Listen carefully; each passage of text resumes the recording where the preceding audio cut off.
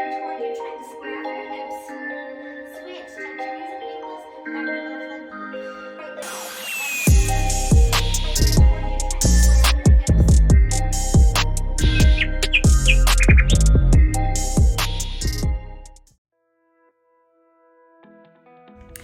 Hi there, I wanted to introduce to you a wonderful therapist here.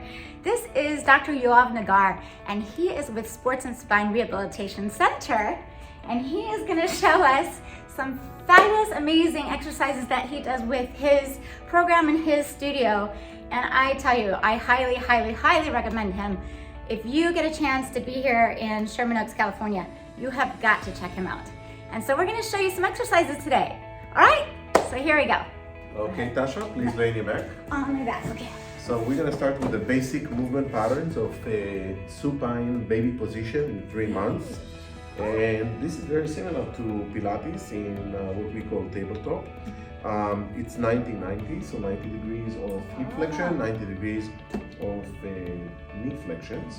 Okay, shoulder needs to be down. Excellent. And the first thing that we need to do is we need to bring the lower rib cage down, okay? In DNS, we don't pull the stomach in, we actually expand the abdominal wall. It's a bit different than Pilates, but the key is to keep the rib cage down. The idea of bringing the rib cage down is we want to make sure that our diaphragm is parallel to the pelvic floor. These two planes of diaphragm and pelvic floor that being parallel to each other create a phenomena that we call intra-abdominal pressure. So now, every time that you breathe in, you want to try to, rather than expanding the rib cage, you want to expand the lower belly area. So expand where my fingers is when you're breathing in and breathe out. So think about your abdominal muscles are pushing against my fingers as you're breathing in. Breathe in and breathe out. Now, there are a few key elements here that must be maintained. Besides the fact that the diaphragm and pelvic floor needs to be parallel to each other, we also need to make sure that our neck is going to be in neutral position. Okay? It's very common that in this position, the patients will extend their upper cervical spine, what we call neck reclination. So we want to make sure that they tuck the chin in and the cervical spine in neutral position, and they don't overexert on the superficial neck flexors. Another thing that we do that's a little bit different is we create slight external rotation at the hips, because that's a natural build of the pelvis, is slight external rotation. So what it means is the knees are slightly more open than your feet, and the feet are slightly more elevated than your knees. And you want to try to keep the legs in this position, and you keep the rib cage down. And then all you do is breathing into the lower belly area. Okay? And this is the basic 3 months supine position of babies. This is how babies are being they're introducing to the core. Wow. Starting to build from an immobile person into a person that's going to build some stability that will allow them later on to roll over to the side. Wow. Okay, that's all put your leg down. Okay. That was tough, guys. That's the test. Gotta come in and get tested. Yes. Okay. Yeah? Shall we do another Yes. one or floor? Which one? Obviously, Yeah. you're going to be talking this. Yeah, I always edit and everything. Okay. So from here, we're going to move Tasha into, from the 3 months position, there are 3 more positions that we can build in the same position: 4 months supine, the 5 month supine, and the 6 month supine. We're going to move into the 4 month supine.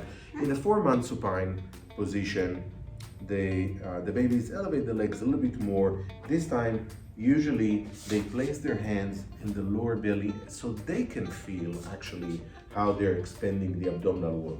So your fingers, so you should palpate and feel the pelvic bones right here, and just a little bit off the pelvic bone into the center.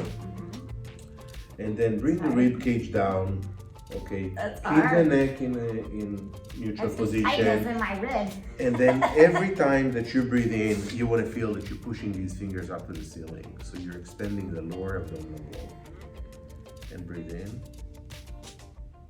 And breathe out. And breathe in.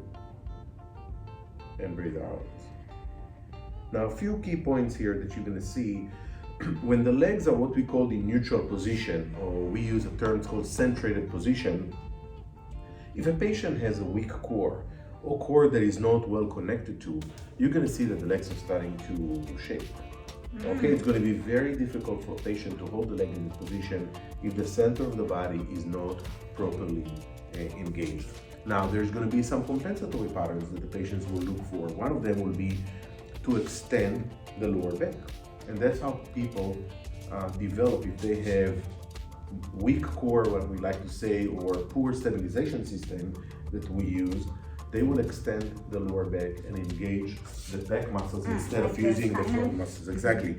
So the key here, again, is to maintain the lower rib cage down, legs in the same position. Again, another compensatory patterns is you're going to see as this becomes difficult, the patients will start to drop the legs down. That's going to put a lot of stress on the lower back.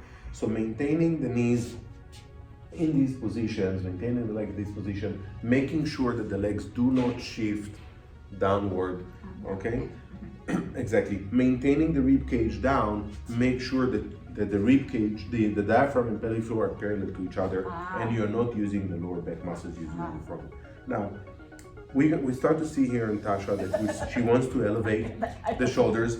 That's usually what happens with patients when this becomes difficult. They want to engage the pectoralis muscles, back minor, and then when I correct this, then Tosha extends the neck. So then again, we correct the neck, and if we correct the neck into neutral position, then we start to see the fatigue in the legs is happening. Okay?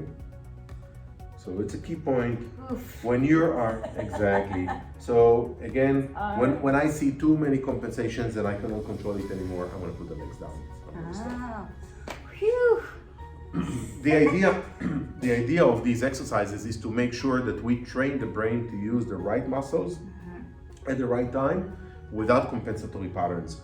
When people use compensatory patterns to achieve what they're trying to achieve in the exercise class, that's when they develop pain. That's when they start to have injuries because they put stress on unnecessary tissues. The unnecessary tissues from having poor stabilization, as we showed right here, can be hip flexors that are too tight because the legs are dropping down, pectoralis muscles that are tight because rolling the shoulders forward, having tight upper cervical spine because they recline their neck or hyperextend their upper cervical spine, or having tight superficial neck flexors because they're overused the neck flexors as a compensatory pattern for this, okay?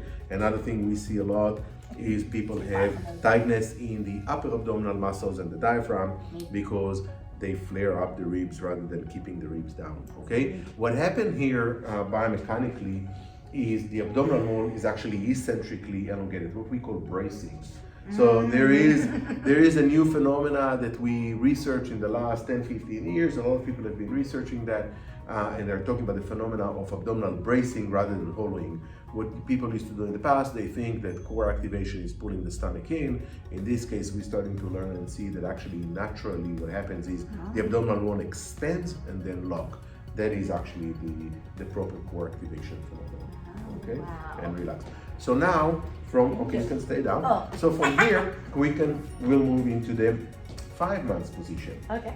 And in the 5 month position, okay, which will be more challenging, the knees are slightly more pulled toward the chest, and now the hands are coming up and they're placed above the knee, okay? And again, rib cage is down, breathing is into the lower belly, expanding the abdominal wall. Relax the shoulders, never engage the upper thoracic, and then elongate the neck.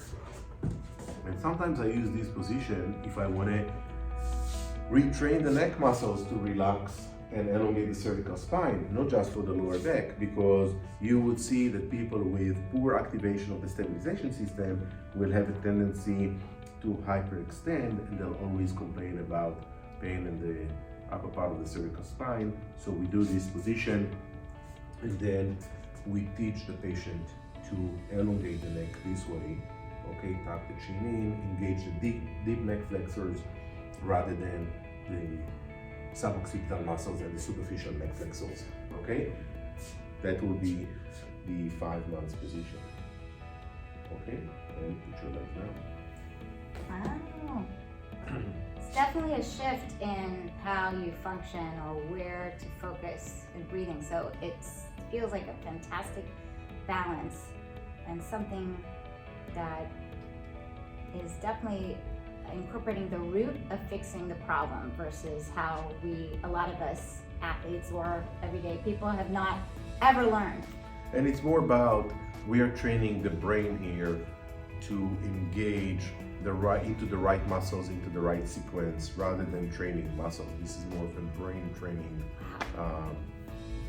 strategy rather than training muscles. Okay, we're gonna move into the 6 months position. Okay. The 6 months position, babies are actually grabbing their feet. Oh, yeah. As adults, it's sometimes very difficult, so we can grab the ankles.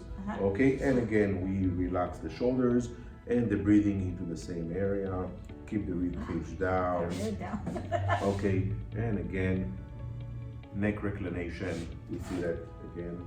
So back ribs so tight up there, I guess. yes.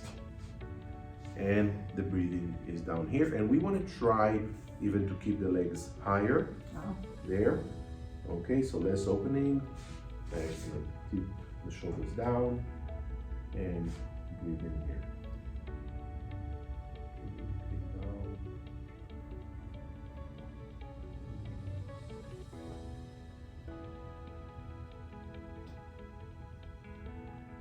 Excellent. And put them down. Should we take a stop? Yeah. Okay. Break.